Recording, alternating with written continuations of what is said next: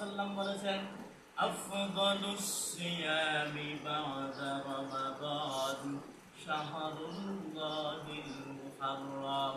বিশ্বনবী জনাবে নবী মুহাম্মদ রাসূলুল্লাহ সাল্লাল্লাহু আলাইহি ওয়াসাল্লাম বলেছেন আফদালুস সিয়ামি বা'দা রমাদান শাহরুল্লাহিল মুহাররম। বিশ্বনবী সাল্লাল্লাহু আলাইহি ওয়াসাল্লাম বলেছেন রমজানের পরে সর্বশ্রেষ্ঠ রোজা হচ্ছে আশুরার রোজা। বলেন সুবহানাল্লাহ।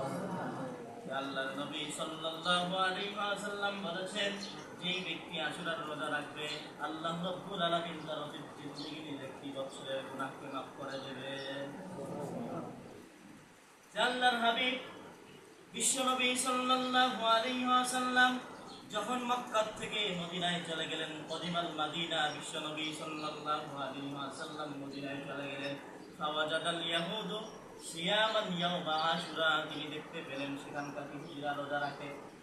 আল্লাহর হাবিব জনাবে নবী বিশ্বনবী সাল্লাল্লাহু আলাইহি ওয়াসাল্লাম তাদেরকে জিজ্ঞেস করলেন। ফাকালা লাহুম রাসূলুল্লাহ সাল্লাল্লাহু আলাইহি ওয়াসাল্লাম, রাসূল সাল্লাল্লাহু আলাইহি ওয়াসাল্লাম তাদেরকে বললেন মা হাদাল ইয়াউমুল লাযী তাসুমুনাহু, এটা কোন দিন যে তোমরা রোজা রাখো? তখন তারা বলেছিল হাযা ইয়াউমুন আযীম, এটা একটা মহান দিন।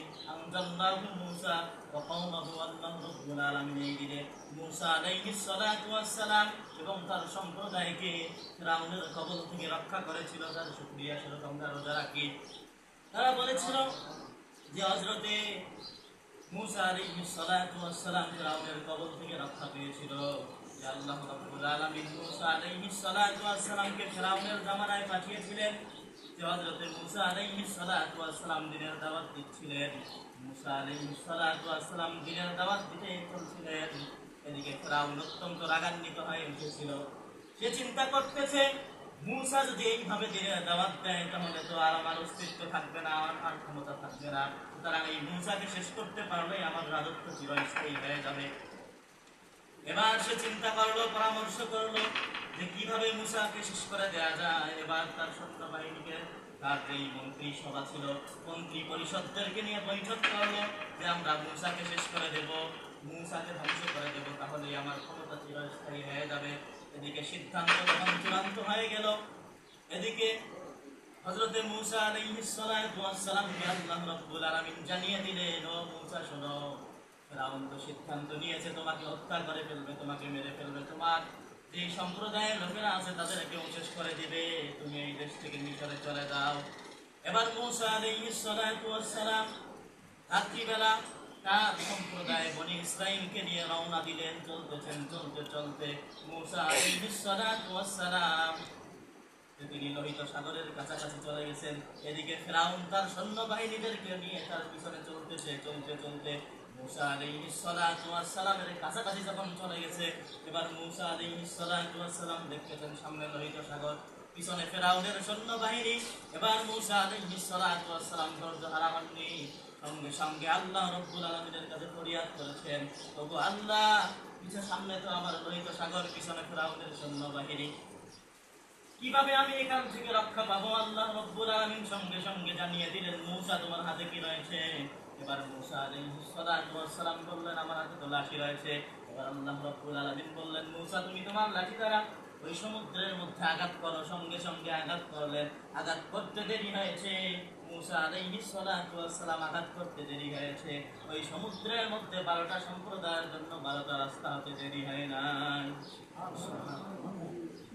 যখনই 12টা রাস্তা হয়ে গেছে, মূসা আলাইহিস সালাতু ওয়াস সালাম এবং তার দলবল ওই রাস্তা দিয়ে নেমে পড়েছেন। নেমে যখন সমুদ্রের অর্ধেকের মধ্যে চলে গেছেন, মধ্যবর্তী স্থানে চলে গেছেন, এদিকে ফিরআউনের সৈন্যবাহিনীও নদীর কিনারে চলে এসেছে। এবার তারা দেখতেছে কি রাস্তা, এবার তারাও নেমে পড়েছেন। মূসা আলাইহিস সালাতু ওয়াস সালাম এবং তার সৈন্যবাহিনী যখন ওই কিনারে উঠে গেছেন, এদিকে ফিরআউন এবং তার সৈন্যবাহিনী যখন নীল দরিয়ার ওই লোহিত সাগরের মাঝামাঝি চলে এসেছে, এমন সময় আল্লাহ রাব্বুল আলামিন পানিকে অর্ডার করেছেন, পানি তুই যেমন ছিলি তেমন হয়ে যা।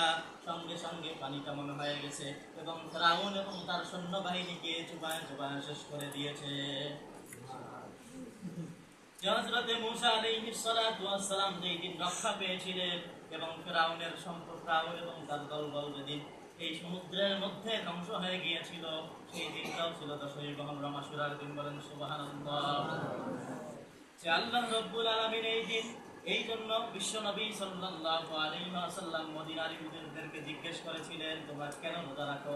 তারা বলেছিল আমাদের নবী মুসা আলাইহিস সালাতু ওয়াস সালামকে আল্লাহ রাব্বুল আলামিন আশুরার দিনে মুক্তি দিয়েছিলেন, যার শুকরিয়া আদায় স্বরূপ ফাসামা মুসা শুকরান, মুসা আলাইহিস সালাতু ওয়াস সালাম শুকরিয়া স্বরূপ রোজা রেখেছিল। যার কারণে আমরা রোজা রাখি। যে আল্লাহ রাব্বুল আলামিন এই দিন মুসা আলাইহিস সালাম যে আনজাল্লাহু মুসা ওয়া কওমাহু মুসা আলাইহিস সালাতু ওয়াস সালাম এবং তার সম্প্রদায়কে রক্ষা করেছিলেন, এবং আগাররাকা ফিরআউনা ওয়া কওমাহু ফিরআউন এবং তার সম্প্রদায়কে আল্লাহ রাব্বুল আলামিন পানিতে ডুবিয়ে মেরেছিলেন। ফাসামা মুসা শুকরান, মুসা আলাইহিস সালাতু ওয়াস সালাম এই জন্য শুকরিয়া স্বরূপ রোজা রেখেছিলেন, যার কারণে আমরা রোজা রাখি। তখন আল্লাহর নবী জনাবে নবী বিশ্ব নবী সাল্লাল্লাহু রাসূলুল্লাহ সাল্লাল্লাহু আলাইহি ওয়াসাল্লাম রাসূল সাল্লাল্লাহু আলাইহি ওয়াসাল্লাম তখন রোজা রাখলেন। ওয়া আমারা বিশিয়ামিহি এবং তার সাহাবায়ে কেরামদেরকে রোজা রাখার নির্দেশ দিলেন। আল্লাহর হাবিব সাল্লাল্লাহু আলাইহি ওয়াসাল্লাম বললেন যে আমি যদি আগামী বছর বেঁচে থাকি তাহলে 9 তারিখ এবং 10 তারিখ 2 দিন রোজা রাখবো। এখান থেকেই আশুরার রোজা এসেছে, যে বিশ্ব নবী সাল্লাল্লাহু আলাইহি ওয়াসাল্লাম যে ওই দিন বলেছিল যে তোমরা তো মুসা আলাইহিস সালাতু ওয়াস সালামের নাম কাওয়াজকে অনুসরণ করো, কিন্তু আমরা মুসা আলাইহিস সালাতু ওয়াস সালামের আসল নিকট। যে এখান থেকে আমাদের শিক্ষা নিতে হবে যে আল্লাহ রাব্বুল আলামিন আল্লাহ রাব্বুল আলামিন তার মজলুমদেরকে আশুরার দিনে জালেমদের হাত থেকে রক্ষা করেছিলেন। এখান থেকে শিক্ষা নিতে হবে যে আজকেও যারা জুলুম করে, মানুষের উপর নির্যাতন করে, আল্লাহ রাব্বুল আলামিন তাদের অস্তিত্ব আর টিকায় রাখে না। সুতরাং আমাদের উচিত, আমরা যেই পর্যায়ে থাকি না কেন, আমাদের উচিত হবে মানুষের উপর জুলুম না করা, মানুষের উপর জুলুম না করা। আমরা যেই পর্যায়ে থাকি না কেন, আমাদের এখান থেকে শিক্ষা নিতে হবে যে মানুষের উপর জুলুম না করা। দ্বিতীয় নম্বর শিক্ষা হচ্ছে আমাদেরকে বিজয় আসলে শুকরিয়া আদায় করতে হবে। যেমন আল্লাহ রাব্বুল আলামিন মুসা আলাইহিস সালাতু ওয়াস সালামকে বিজয় দান করেছিলেন, আর মুসা আলাইহিস সালাতু ওয়াস সালাম শুকরিয়া স্বরূপ রোজা রেখেছিলেন। আমাদের উচিত আল্লাহ রাব্বুল আলামিন যে আমাদেরকে বিজয় দান করেন, বিভিন্ন সময়ে আমাদের উচিত বেশি থেকে বেশি আল্লাহ রাব্বুল আলামিনের শুকরিয়া আদায় করা। আমরা যদি আল্লাহ রাব্বুল আলামিনের বেশি থেকে বেশি শুকরিয়া আদায় করি, যে আল্লাহ রাব্বুল আলামিন বলেন লা ইন শাকারতুম লা আযীদান্নাকুম ওয়া লা ইন কাফারতুম ইন্না আযাবি লাশাদীদ। তো আমার বান্দারা যারা আমার নিয়ামত পাওয়ার পরে সে আমার নিয়ামতের শুকরিয়া আদায় করে, লা আযীদান্নাকুম, আল্লাহ রাব্বুল আলামিন বলেন যে আমি অবশ্যই তার নিয়ামতগুলোকে বাড়ায় দেব।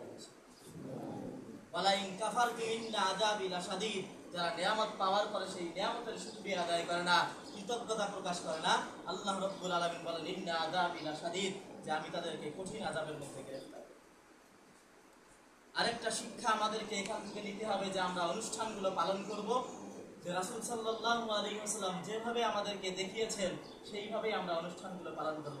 আজকে আশুরা আসলে দেখা যায় মেলার আয়োজন করে, বিভিন্ন মানুষ ঢোল তবলা তাজিয়া মিছিল এইগুলির আয়োজন করে, কিন্তু বিশ্বনবী সাল্লাল্লাহু আলাইহি ওয়াসাল্লাম কি করেছেন? এই আশুরার দিন পালন করেছেন রোজা রাখার মাধ্যমে, নামাজ পড়ার মাধ্যমে, বিভিন্ন নফল ইবাদতের মাধ্যমে। আল্লাহ রাব্বুল আলামিন যেন আমাদেরকে এইভাবে আশুরাকে পালন করার তৌফিক দান করেন। আল্লাহুম্মা আমিন।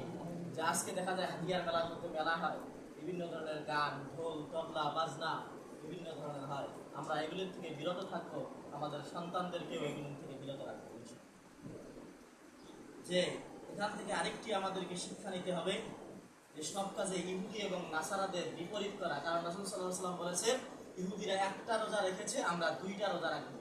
খালিফুল ইয়াহুদ, আল্লাহর নবী সাল্লাল্লাহু আলাইহি ওয়াসাল্লাম বলেছেন যে তোমরা ইহুদিদের বিপরীত করবে, তাদের যেন সাদৃশ্যপূর্ণ না হয় এমন কাজ করবে।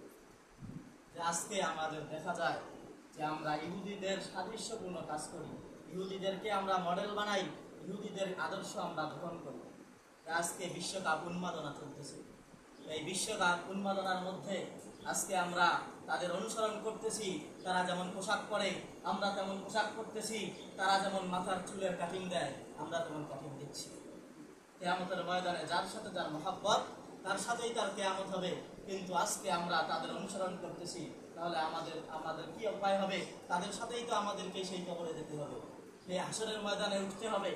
সুতরাং আমাদেরকে এগুলি থেকে দূরে সরে আসতে হবে, আমাদেরকে বিশ্বনবী সাল্লাল্লাহু আলাইহি ওয়াসাল্লামের আদর্শকে আমাদের গ্রহণ করতে হবে, তাহলেই আমরা মুক্তি পাবো ইনশাআল্লাহ।